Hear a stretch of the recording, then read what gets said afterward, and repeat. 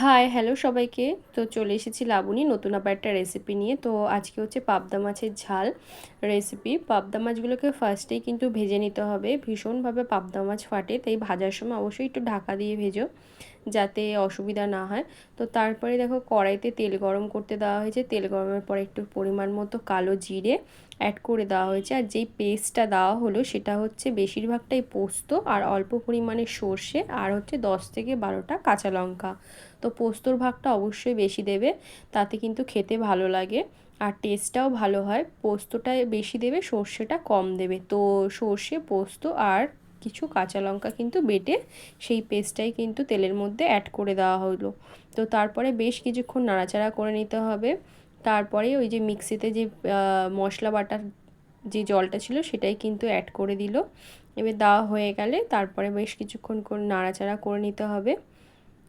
আর এই তরকারিটা কিন্তু একটু মানে লুকিংটা ওই লাল লাল আসবে না, যেহেতু এটা রয়েছে পোস্তর ভাগ, তো একটু হোয়াইটনেস বেশি থাকবে। যাই হোক, তো দেখে নাও, খুব সহজ উপায়, খুব সুন্দর করে রান্না, খেতেও কিন্তু খুব দারুণ লাগে। তো এবার এই মশলাটাকে একটুখানি ভালো করে নাড়াচাড়া করে নিতে হবে বেশ কিছুক্ষণ ধরে।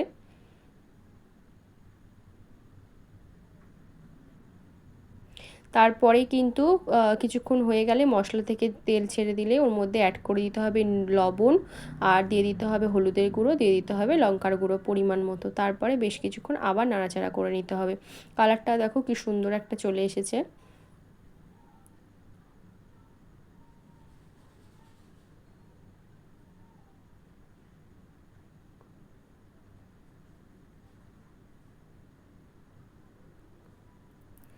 তো পাবদা মাছ খেতে কিন্তু খুব সুন্দর লাগে ঠিকই, কিন্তু ভাজার সময় একটু অসুবিধা হয়।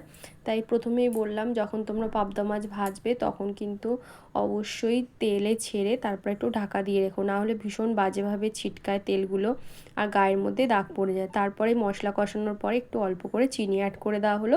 এবার মশলাটা ভালো করে কষানো হয়ে গেলে ওর মধ্যে পরিমাণ মতো জল দেওয়া হলো, দিয়ে আবার একটুখানি নাড়িয়ে তারপরে কিন্তু আস্তে আস্তে প্রত্যেকটা ভেজে রাখা যে মাছ ছিল পাবদা মাছ সেগুলোকে কিন্তু দিয়ে দিতে হবে।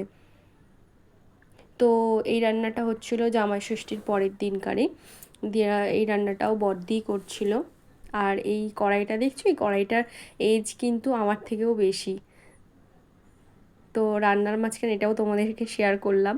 যাই হোক, এই পরিমাণ মতো জলটা অ্যাড করে দিয়ে তারপরে মাছগুলোকে ছেড়ে দিতে হবে এর মধ্যেই। তো এবারে একটা দেখো জলটা ফুটে এসেছে, মশলা কষানোর পরে যে জলটা ফুটে এসেছে তখন কিন্তু ভাজা মাছগুলোকে দিয়ে দিতে হবে। প্রত্যেকটা পিস যাতে গোটা গোটা থাকে আস্তে আস্তে করে ধরে ধরে ওর মধ্যে মশলা জলটার মধ্যে অ্যাড করে দেবে।